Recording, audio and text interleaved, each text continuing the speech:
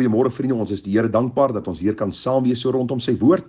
Ons harte is opgewonde in die feit dat ons verlosser leef en dat hy deur sy gees in ons harte kom woning maak het en dat ons dan ook die begeerte het om vanmôre meer te leer van sy wonderlike en dierbare naam. Daardie pragtige haleluja lied 433 se koorgedeelte sê: leer ons Heer meer en meer, Heer meer en meer, leer ons Heer meer en meer van u dierbare naam. En dis die gebed van my hart dat ons ook in hierdie reeks wat handel oor die ware betekenis van Pinkster meer sal leer oor wie God is en hoe hy ook dan deur sy gees in ons harte kom woning maak het en hoe die gees dan ook Christus verhoog deur sy teenwoordigheid in ons lewe. Nou ons daar reeds 'n paar boodskappe hanteer. Jy sal onthou die inleidende boodskap het gegaan om u 'n bietjie te waarsku oor die tendens van ons tyd waar mense wegbeweeg van die waarheid van God se woord, die fundamentele waarhede soos in die woord opgeteken, in besonder oor die persoon van die Heilige Gees. Ek het vir u gesê, ons moet versigtig wees wat ons hoor, waar ons aanbid en na watter preke ons luister. Elkeen wat sê Here, Here, is nie 'n kind van die Here nie. Die Bybel sê dit vir ons baie duidelik, daar in 2 Timoteus 4, waar Paulus Timoteus waarsku, daar sal 'n tyd kom waar hulle leraars vir hulle self sal versamel, mense wat baie goed sal preek. Hulle sal nie sonde noodwendig preek nie. Hulle sal nie God verhoog deur Jesus Christus nie, maar hulle sal 'n snaakse en 'n vreemde godsdienst in die kerk inbring, waar die Heilige Gees op maniere manifesteer, wat vreemd is aan dit wat die Bybel vir ons leer. Maar kom ons val weg vanmôre met ons Bybelstudie wat handel oor die gedagte van wie die Heilige Gees is en hoe die Heilige Gees sal werk. Die Bybel is baie duidelik daaroor, vriende, en ek gaan nie goed uit my duim suig nie, ek gaan net vir u die skrif verklaar, en ek gaan net vers vir vers vir u deur die Bybel vat, oor hierdie verskriklike belangrike tema en onderwerp van die persoon van die Heilige Gees. U sien, die kerk van Jesus kan nie voortbestaan sonder die Heilige Gees se werking en sy teenwoordigheid nie. Dit is God se Gees wat in ons werk om te wil sowel as om te werk na God se welbehae. Daarom moet ons bietjie stil staan by die gedagte, wie is die Heilige Gees en dan ook, wat sal hy doen? Met ander woorde, sy taak, sy doel en sy rol. En as jy my die vraag moet vra is, wie is die Heilige Gees? Dan kan ek u eenvoudig die volgende antwoord gee. Die Heilige Gees is die derde persoon van die goddelike drie-eenheid. Vriende, God is een in wese, maar van ewigheid af bestaan God in drie persone, God die Vader, God die Seun en God die Heilige Gees. En as u vanmôre dit nie verstaan in sy volheid nie, wil ek vir u sê, is in baie goeie geselskap, want deur die eeue het die groot kerkvaders en selfs vandag groot teoloë en kinders van die Here by 'n punt gekom dat hulle die waarhede in die woord sien, maar sê ons kan nie altyd die omvang en die volheid daarvan begryp nie. Waarom nie? Vriende, as ons God in sy volheid kan verklaar, dan sal ons God wees. Is dit nie met die leuen wat die duiwel aan Eva vertel het nie? As jy hierdie vrug eet, sal jy soos God wees. En die Bybel sê, sy het vir ons alles behalwe God geword. Daarom, wanneer ons praat oor die Heilige Gees, dan moet u die klem sien val op die gedagte dat hy nie 'n krag is nie, hy is nie 'n energie nie, hy is nie 'n hemelse krag of energie wat nou snaakse manifestasies in jou kom werk nie. Die Heilige Gees is die derde persoon van die goddelike drie-eenheid, en daarom is het belangrik dat ons hieroor sal praat. En u kan dadelik vir my die vraag vra, hoe kan 'n gees 'n persoon wees? En ek gaan dit vir u verduidelik. Want u sien, ons gaan bietjie kyk, vriende, hoe die derde persoon van die goddelike drie-eenheid geopenbaar word deur name, simbole, karaktertrekke en dies meer wat eie is aan 'n persoon. Onthou net een ding, ons kan die drie-eenheid van mekaar onderskei, maar nooit skei nie, want God is een in wese en hy maak hom bekend in drie persone, Vader, Seun en Heilige Gees.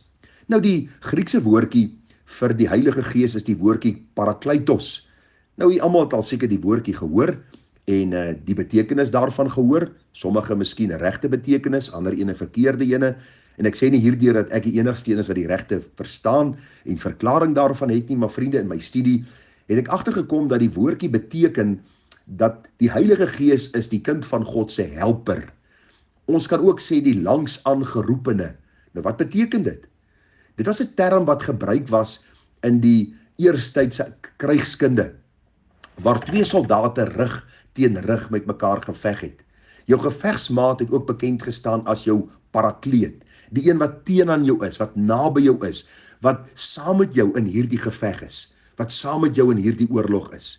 So die parakletos of die parakleitos, soos die Grieks dit vir ons sê, is die helper of die langsaangeroepene, die een wat saam met my in hierdie geveg is. Die Bybel sê vir ons in Efesiërs 6 dat ons in 'n geestelike oorlogstryd onsself bevind. Dis 'n geestelike oorlogvoering en daardeur is dit nie snaakse goed wat ons doen nie, dis die ou vyand wat ons as kinders van God, wat vreemdelinge en bywoners op aarde is, poog om ons weg te trek van die waarheid van God se woord. Nou die Heilige Gees, vriende, is daar om ons te bemoedig, om ons te waarsku, om ons by te staan, om ons te ondersteun, om ons te lei in die waarheid. So die Heilige Gees is die volle pakket. Met ander woorde, wanneer ons die Gees van God in ons harte ontvang, dan ontvang ons God se teenwoordigheid in ons lewens. Hy kom woon by ons, hy kom bly by ons. En kom ons kyk gou vandag na 'n paar name wat vir die Heilige Gees gegee word in die Bybel. Nou ons vind daar in 1 Korintiërs 2 vers 10 dat die Bybel vir ons sê dat die Heilige Gees word ook genoem die Gees. Met ander woorde, die woordjie heilig ontbreek, maar dit is een en dieselfde Gees, want 1 Korintiërs 2 vers 10 sê, maar God het dit aan ons deur sy Gees geopenbaar, want die Gees ondersoek alle dinge, ook die dieptes van God. Dan sien ons in 1 Korintiërs 3 vers 16, dat die Heilige Gees staan bekend as die Gees van God. Jy het reg gehoor, dis nie 'n hemelse krag nie, dis nie 'n hemelse energie nie, dis die Gees van God, die wese van God, wat geopenbaar word in die derde persoon van die drie-eenheid.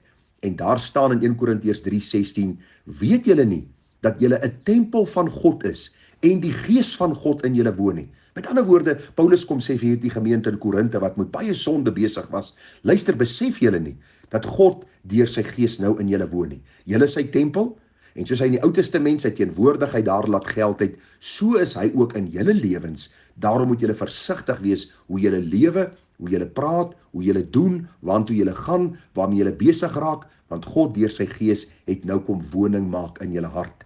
Lukas 11 vers 13 sê dat die Heilige Gees is dan ook die Heilige Gees. Met ander woorde, hier sien ons die twee woorde gekombineerd, heilig en Gees. Kom ons kyk gou vinnig Lukas 11 vers 13.